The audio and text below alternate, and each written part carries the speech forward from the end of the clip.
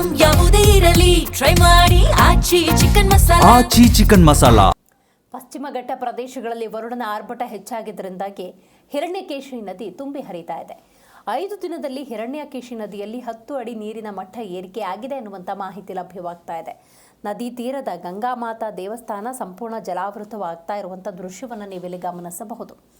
ನೋಡಿ, ಬಹುತೇಕ ಪಶ್ಚಿಮ ಘಟ್ಟದಲ್ಲಿ ಅತಿ ಹೆಚ್ಚು ಮಳೆಯಾದ ಸಂದರ್ಭದಲ್ಲಿ ಘಟಪ್ರಭಾ, ಮಲಪ್ರಭಾ, ಕೃಷ್ಣೆ, ಅದರ ಉಪನದಿಗಳು ಎಲ್ಲವೂ ಕೂಡ ತುಂಬಿ ಹರಿತವೆ. ಕರ್ನಾಟಕದ ವಿಚಾರಕ್ಕೆ ಬರುವುದಾದರೆ ಬಹಳಷ್ಟು ಕೃಷಿ ಚಟುವಟಿಕೆಗೆ ಅನುಕೂಲ ಪಶ್ಚಿಮ ಘಟ್ಟದಲ್ಲಿ ಭಾರಿ ಮಳೆಯಾದರೆ, ಯಾಕಂದರೆ ಇಲ್ಲಿ ನದಿ ತುಂಬಿ ಹರಿತವೆ. ಸೊ ಈಗ ನೋಡಿ, ಹಿರಣ್ಯಕೇಶಿ ನದಿ 10 ಅಡಿ ನೀರಿನ ಮಟ್ಟ ಏರಿಕೆಯಾಗಿದೆ. ಅಲ್ಲಿ ಗಂಗಾಮಾತಾ ದೇವಸ್ಥಾನ ಇದೆ, ಗಮನಿಸಬಹುದು. ಅದು ಯಾವ ರೀತಿ ತುಂಬ್ತಾ ಇದೆ ಅನ್ನೋದನ್ನು ನೀವು ಈ ದೃಶ್ಯದಲ್ಲಿ ನೋಡಿದ್ರೆ ಗೊತ್ತಾಗುತ್ತೆ. ಹೊಳೆಮ್ಮ ದೇವಸ್ಥಾನಕ್ಕೂ ನೀರು ನುಗ್ಗುವಂತಹ ಆತಂಕ ಇದೆ. ಪಕ್ಕದಲ್ಲಿ ಏನಿದೆ ಅದು ಹೊಳೆಮ್ಮ ದೇವಸ್ಥಾನ, ಅದು ಕೂಡ ತುಂಬುವಂತಹ ಆತಂಕ ಇದೆ.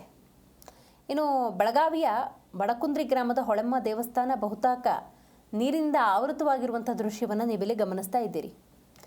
ಇನ್ನು ಕೆಲವೊಂದು ಭಾಗದಲ್ಲಂತೂ ನದಿಗಳು ಅಪಾಯದ ಮಟ್ಟವನ್ನು ಮೀರಿ ಹರಿತಾ ಇದ್ದಾವೆ. ಹಾಗಾಗಿ ಸಹಜವಾಗಿ ನದಿ ಪಾತ್ರದ ಜನರಲ್ಲಿ ಆತಂಕ ಅನ್ನೋದು ಹೆಚ್ಚಾಗಿದೆ. ನದಿ ಪಾತ್ರಗಳಲ್ಲಿ ಕೃಷಿ ಚಟುವಟಿಕೆಗಳು ಅತಿ ಹೆಚ್ಚು ಪ್ರಮಾಣದಲ್ಲಿ ಆಗುತ್ತೆ.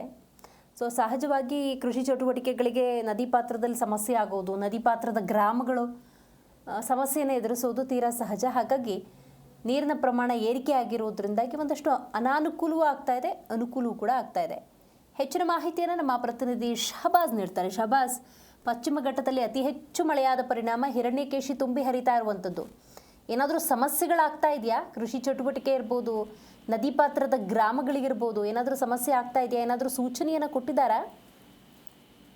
ಹೌದು ದಿವ್ಯಶ್ರೀ, ಏನಂತಂದ್ರೆ ಹಿರಣ್ಯಕೇಶಿ ಬೆಳಗಾವಿ ಜಿಲ್ಲೆಯ ಹುಕ್ಕೇರಿಯ ಬಹುತೇಕ ಹಳ್ಳಿಗಳಲ್ಲಿ ಈ ಒಂದು ನದಿ ಹರಿದು ಹೋಗಿರುವಂತದ್ದು.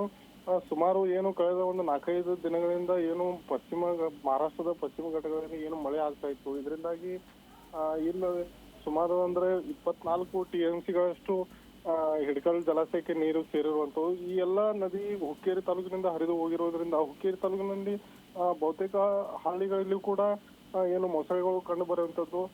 ಮತ್ತೆ ಏನು ರೈತರು ಬೆಳೆಯನ್ನು ಮಾಡಿದ್ರು, ಆ ಒಂದು ಬೆಳೆಗೆ ಕೂಡ ನೀರು ನುಗ್ಗಿ ಹಲವಾರು ಬೆಳೆಗಳು ಕೂಡ ನಾಶವಾಗಿರುವಂತದ್ದು.